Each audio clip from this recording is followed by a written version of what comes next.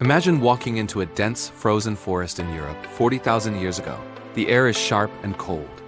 Suddenly, you lock eyes with another human being. They look like you, but different. They're shorter, stockier, and incredibly muscular. Their heavy brow ridge shades deep, intelligent eyes. This is a Neanderthal. For over a century, we've told ourselves a comfortable story. We told ourselves that we, Homo sapiens, survived because we were the smart ones, and Neanderthals went extinct because they were dumb, slow, and primitive brutes. But modern science has shattered this myth. Here is the shocking truth that changes everything. Neanderthals actually had larger brains than we do today. An average Neanderthal brain was around 1,500 cubic centimeters, while ours is roughly 1,350.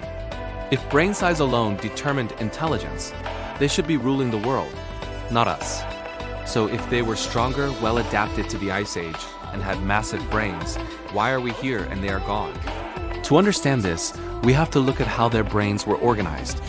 Scientists believe that the Neanderthal brain was wired differently. A large portion of their brain power was dedicated to vision and body control. In the dark, gloomy winters of Ice Age Europe, seeing clearly was a superpower. They were masters of their physical environment. They could navigate vast landscapes and manipulate heavy tools with incredible precision.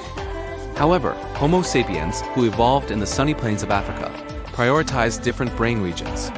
Our brains developed larger frontal lobes and parietal lobes. These are the areas responsible for social networking, abstract thinking, and creativity. While the Neanderthal was a master of the here and now, the sapiens was dreaming of the what if. Let's look at their technology. It's a mistake to think Neanderthals were simple. They were expert chemists. They created glue from birch bark, a process that requires precise temperature control. If you heat the bark too much, it burns. Too little, and it doesn't work. This proves they had complex cognitive abilities. They also buried their dead, which suggests they cared for one another and perhaps had a concept of the afterlife. However, their hunting strategy reveals a critical weakness. Neanderthals used heavy, thrusting spears. To kill a mammoth or a bison, they had to get up close and personal. They had to physically wrestle with angry, giant beasts. This was incredibly dangerous. Analysis of Neanderthal skeletons shows they suffered from terrible injuries, similar to what we see in modern rodeo riders today. Every hunt was a roll of the dice with death. Homo sapiens brought a technological revolution, the projectile weapon. We used spear throwers, and later, bows and arrows. We learned to kill from a safe distance. This wasn't just about safety, it was about efficiency and strategic planning. We could take down prey without risking our best hunters. This indicates a different kind of intelligence. We didn't just work harder, we worked smarter. But the biggest difference, the one that truly decided the winner, was social. Evidence suggests that Neanderthals lived in very small, isolated groups, perhaps only 10 to 15 individuals. They rarely interacted with other groups. This isolation was dangerous. If a harsh winter hit or a disease struck, the entire group could be wiped out, and their knowledge would die with them.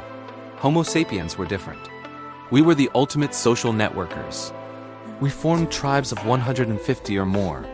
We built vast trade networks that spanned hundreds of kilometers. We have found seashells far inland, proving that early humans traded with distant groups. Why does this matter for intelligence? Because when you trade goods, you also trade ideas.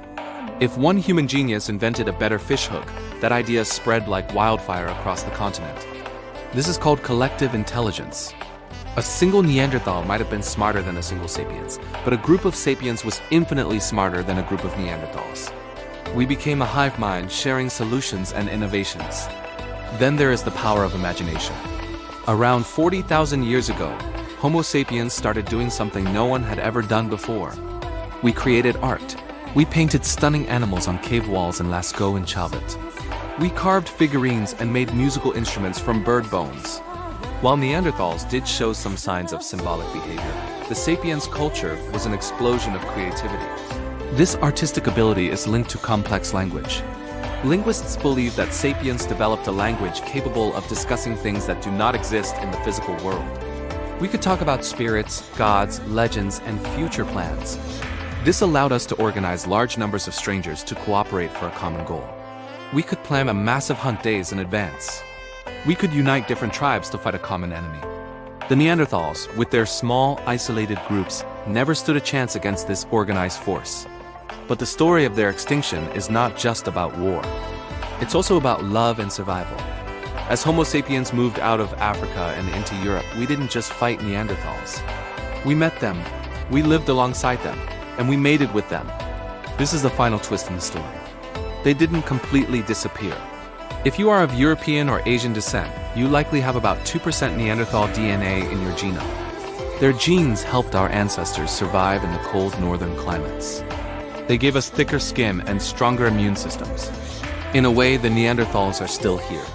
They are living inside us. So who was actually smarter? It depends on your definition. If intelligence is the ability to survive in a harsh, frozen wilderness with limited resources, the Neanderthals were geniuses. They thrived for 300,000 years in conditions that would kill a modern human in days. But if intelligence is adaptability, social connection, and the ability to innovate rapidly, Homo sapiens took the crown. We were the generalists. We could eat anything, live anywhere, and work with anyone. In the end, it wasn't the size of the brain that mattered most. It was the size of the network. It was our ability to tell stories, to make friends, and to share knowledge that allowed us to conquer the planet. As we look back at our ancient cousins, we shouldn't see them as failures. We should see them as a different version of humanity, one that was strong, capable, and intelligent in its own way. They were the other humans, and without them, we might not be who we are today. Thank you for watching. If you enjoyed this journey into deep history, make sure to subscribe and share your thoughts in the comments. Which survival skill do you think was most important? Let us know.